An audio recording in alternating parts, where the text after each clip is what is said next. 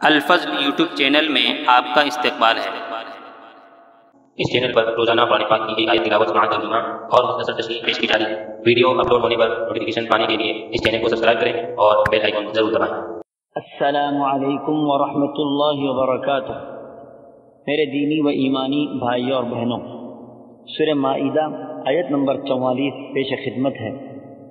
اعوذ باللہ من الشیطان الرجیم، انا انزلنا التوراة فيها هدى ونور يحكم بها النبيون الذين أسلموا للذين هادوا والربانيون والأحبار بما استحفظوا من كتاب الله وكانوا عليه شهداء فلا تخشوا الناس واخشوني ولا تشتروا بآياتي ثمنا قليلا ومن لم يحكم بما أنزل الله فأولئك هم الكافرون۔ ہم نے تورات نازل فرمائی ہے جس میں ہدایت و نور ہے۔ یہودیوں میں اسی تورات کے ساتھ اللہ تعالیٰ کے ماننے والے انبیاء علیہم السلام اور اہل اللہ اور علماء فیصلہ کرتے تھے، کیونکہ انہیں اللہ کی اس کتاب کے حفاظت کا حکم دیا گیا تھا اور وہ اس پر اقراری گواہ تھے۔ اب تمہیں چاہیے کہ لوگوں سے نہ ڈرو اور صرف میرا ڈر رکھو، میری آیتوں کو تھوڑے تھوڑے مول پر نہ بیچو۔ جو لوگ اللہ کی اتاری ہوئی وحی کے ساتھ فیصلہ نہ کریں وہ پورے اور پختہ کافر ہیں۔ حضرات، آسمانی 4 کتابیں نازل ہوئی ہیں۔ زبور حضرت داؤد علیہ السلام پر، تورات حضرت موسیٰ علیہ السلام پر، انجیل حضرت عیسیٰ علیہ السلام پر، اور آخری کتاب قرآن پاک نبی آخر الزمان حضرت محمد مصطفیٰ صلی اللہ تعالی علیہ وسلم پر۔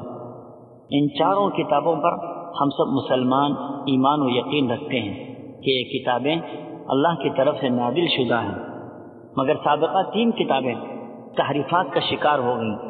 اس میں آیات اور احکامات منشا کے مطابق تبدیل کر دیے گئے، مگر قرآن پاک ایک ایسی کتاب ہے جو من وعن اپنی حالت پر باقی ہے اور تا قیامت باقی رہے گی۔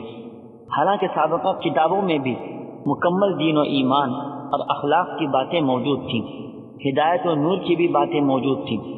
اسی کی طرف اشارہ کرتے ہوئے تورات کی مدح و تعریف بیان کرتے ہوئے اللہ تبارک و تعالی ارشاد فرماتے ہیں کہ ہم نے حضرت موسیٰ علیہ السلام پر تورات نازل کی ہیں، جس کتاب میں ہدایت و نور کی باتیں تھیں، عقائد و مسائل کے متعلق احکامات موجود تھے۔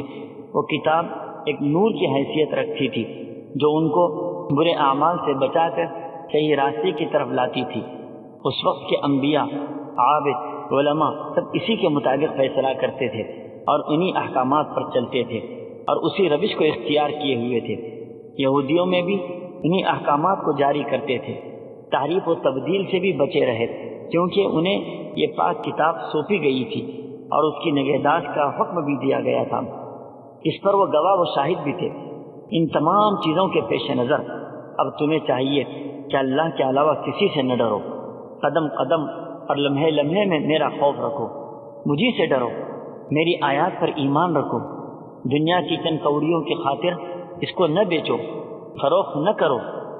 آیت کے آخر میں وعید سنائی گئی کہ جو شخص بھی اللہ کے نازل کیے ہوئے احکامات کے خلاف کوئی فیصلہ کرے تو وہ کافر ہے اور خدا کا منکر ہے۔ یہودیوں کا اصلی اور سب سے بڑا جرم ہی یہی تھا کہ وہ اپنے گھڑے ہوئے قانون و مسائل کو خدائی قانون و مسائل کہہ کر چلاتے تھے، فتویٰ خود اپنی طرف سے دیتے تھے۔ اسی جرم کی وجہ سے وہ ذلیل و خوار ہو گئے۔ اللہ ہم سب کی حفاظت فرمائے، صحیح شرعی احکامات پر عمل کرنے کی ہم سب کو توفیق عطا فرمائے۔ آمین۔